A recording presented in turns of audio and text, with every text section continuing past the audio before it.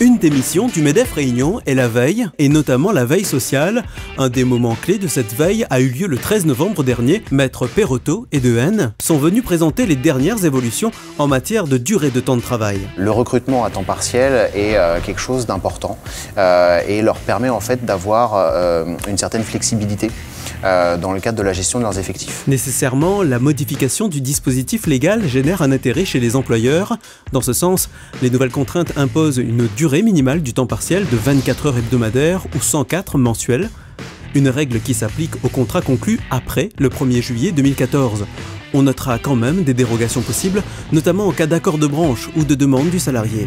Dans le contexte économique difficile que connaissent les employeurs, on ne manquera pas de noter un certain scepticisme. On constate quand même qu'il y a de gros vides et pas mal de non-réponses à de faits concrets qui se passent sur le terrain. Il y a toujours la possibilité que le salarié effectivement fasse une demande écrite et motivée pour pouvoir faire moins que ces 24 heures, mais ça reste quand même un risque aussi bien pour le salarié que pour l'employeur. Je pense que c'est vraiment la préoccupation des entreprises et surtout comment naviguer à travers les différents dispositifs. Autre sujet abordé ce jour-là, les risques du recours au forfait jour, les écueils du compte de pénibilité, les conditions d'accueil du stagiaire en entreprise, une soirée dense en actualité sociale.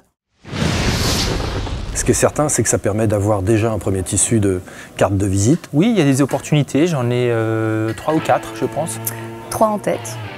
Ces témoignages sont le bilan du business meeting du MEDEF Réunion. Le 26 février dernier, des dizaines de chefs d'entreprise ont pu se prêter au jeu du pitch, l'art du pitch ou l'art de se vendre sous la contrainte du temps, afin d'envisager de concrétiser les cartes de visite récoltées. Et peut-être de relancer ces cartes de visite derrière en disant bah voilà, on n'a pas forcément eu le temps de faire tout ça, mais par rapport à vos activités, par rapport à votre métier, je suis capable de vous apporter tel niveau de service.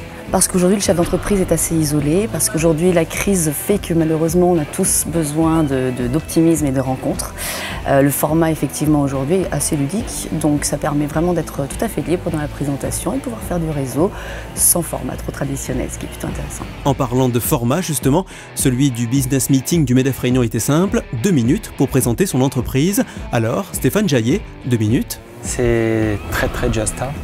Il faut être hyper préparé parce que ça passe extrêmement vite, surtout à la fin, tu as l'impression que le temps est raccourci. Ok, alors si tout est dans la préparation, allons voir dans quelle mesure celles des confrères ont été mises en œuvre. Personnellement, pas de préparation du tout. Je pense que justement, la spontanéité est, à mon avis, la règle numéro 1 de l'exercice. Eh ben, il n'y a pas eu de préparation, justement, mais finalement, c'est de l'improvisation et au fil des changements de table, justement, on réajuste le discours. Voilà.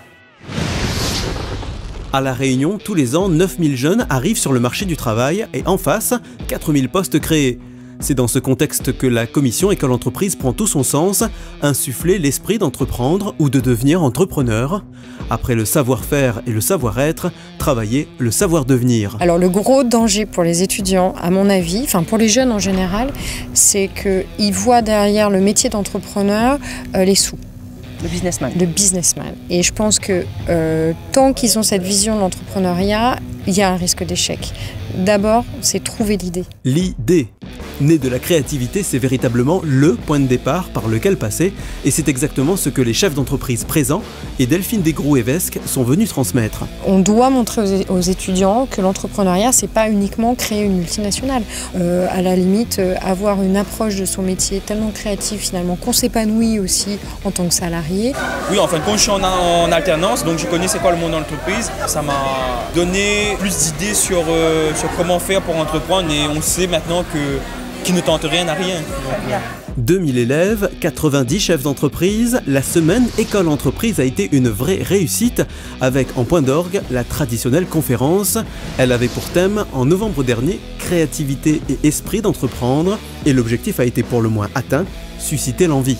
Ça nous a boosté, on est vraiment remonté à bloc pour faire notre projet. Motivé. C'est vrai? Vraiment motivé, ouais, c'est vrai. C'est vraiment chouette ce qu'ils font et j'y remercie. Vous voyez chef d'entreprise demain? Oui. Bien sûr. Oui. Pourquoi pas? Très bien. Merci beaucoup. Actuellement en France, de grosses dépenses sont effectuées en formation professionnelle, mais selon Christophe Coriou, le monsieur formation au MEDEF national, un doute subsiste sur l'efficacité de cette dépense. Auparavant, avec le dispositif fiscal, les entreprises étaient obligées de dépenser. Maintenant, il faut passer à une nouvelle étape. Il faut être sûr que cette dépense dans les entreprises en particulier ait un sens pour l'entreprise. Et avoir un sens pour l'entreprise, c'est quoi? C'est globalement renforcer la compétitivité de l'entreprise. Le MEDEF a été moteur dans la négociation qui a abouti à l'ANI du 14 décembre 2013, accord transcrit dans la loi du 5 mars 2014 relative à la formation professionnelle, à l'emploi et à la démocratie sociale. Les récentes dispositions marquent un tournant majeur dans la façon d'appréhender la formation. Cette réforme présente de multiples avantages. Des fois, j'ai des besoins en formation qui ne sont pas imputables sur le plan de formation. Et pourtant, ce sont de réels besoins et pour moi et pour mes clients. Et donc ça, c'est une excellente nouvelle de savoir qu'on ne va plus parler d'imputabilité, mais de besoins de l'entreprise. Je rencontre mes salariés de manière annuelle dans le cadre d'un entretien annuel. Et dans ce cadre-là, on définit déjà des projets de formation. Donc aujourd'hui, ce que ça va changer, c'est par rapport à la gestion de la formation. Bien, finalement, nous nous sommes rendus compte que dans nos salariés, il y avait des personnes qui étaient dans la plomberie autrefois et qui souhaitaient continuer des offres de services que nous pensions offrir à nos clients, déjà chez nous. Eh bien, il suffit maintenant de mettre en place, justement, ensemble avec ces personnes, ces projets. La réforme de la formation professionnelle, c'est la fin de l'obligation de dépenser contre la liberté d'investir dans le capital humain, une perspective d'adaptation aux évolutions économiques et technologiques, et enfin gagner en flexibilité au niveau de l'organisation en favorisant la polyvalence.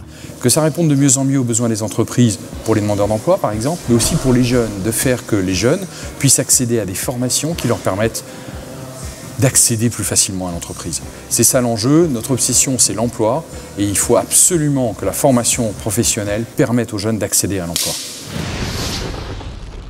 Venir ici, pour moi, c'était important parce que toute seule, je ne trouve pas de handicapés. Je passe des annonces au Pôle emploi, je passe des annonces à l'OETH. J'ai 0 retour de CV handicapé. Fabienne Tisney est responsable RH et la problématique qu'elle rencontre est l'une des principales raisons de la manifestation du jour. Le MEDEF Réunion a pris l'initiative de faire communiquer en direct des chefs d'entreprise et des travailleurs handicapés.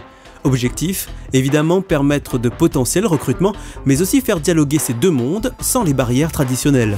Aujourd'hui, oui, j'ai des contacts, j'ai des CV, j'ai aussi remis des cartes. Au-delà de l'entreprise que je dirige, je pense que je peux accompagner des personnes dans des structures peut-être plus adaptées que la mienne. Une action en 2 temps, avec un moment d'échange entre plus de 45 chefs d'entreprise de la Réunion et 52 travailleurs handicapés. L'heure a été à la discussion, à l'entretien et à la prise de conscience. Donc vous êtes travailleur handicapé? Tout à fait. Et ça ne se voit pas? Et ça ne se voit pas, ben non. On n'est pas tous en fauteuil roulant. Moi en l'occurrence j'ai un problème au dos, uniquement. Donc je ne peux pas soulever de charges lourdes et des mouvements répétitifs. Et ça s'arrête là. Un peu plus tôt, le maître de cérémonie et comédien Lino a orchestré la matinée lors de laquelle des acteurs du sujet se sont illustrés. La GFIP, le SAMET, Alter ou encore Opcalia se sont succédés pour parler accès et maintien dans l'emploi. Geoffrey Fontaine, travailleur handicapé sourd et muet dans un hôtel, était également présent pour témoigner de son expérience professionnelle. Oui, au début, en fait, c'était difficile parce que j'évitais, je regardais, voilà, je restais en retrait, je regardais ce qui se passait, j'intervenais pas trop en fait. Donc c'était plus vraiment dans le visuel. Mais au début, j'étais un peu lent et après, voilà, là, je suis vraiment très rapide dans ce que je fais. Au regard de la sensibilité de certains chefs d'entreprise, hommes et femmes au sein du MEDEF Réunion, qui sont convaincus que la compétitivité de l'entreprise et la qualité de vie au travail dépendent d'une complémentarité entre les hommes et les femmes, le MEDEF Réunion a créé le comité égalité hommes-femmes, présidé par Claire Vassillas, qui est pleinement investi sur ce sujet.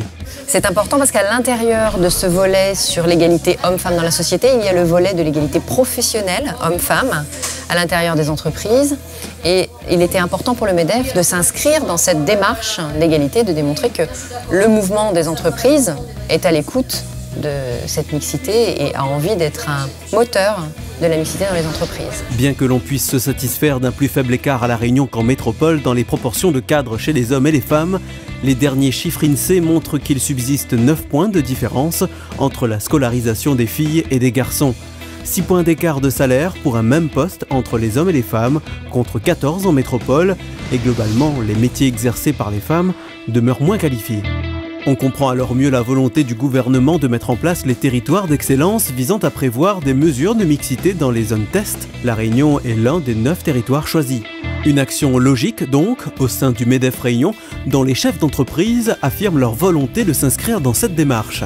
On a le devoir d'avoir les mêmes droits. Même si nous n'avons pas le même genre, nous avons le devoir d'avoir les mêmes droits. Et en tout cas, le droit professionnel, c'est pour moi une évidence. De ne pas dire la journée de la femme, de ne pas dire ce genre de choses, que ce soit quelque chose qui soit dans le naturel, qui soit là au quotidien et qu'on ne se pose plus la question et qu'on ne regarde plus du tout cet aspect-là des choses quand on recrute une personne ou quand on veut la faire évoluer dans son métier. Depuis septembre 2014, ce comité égalité professionnelle hommes-femmes connaît un essor traduit dans les faits par des actions concrètes.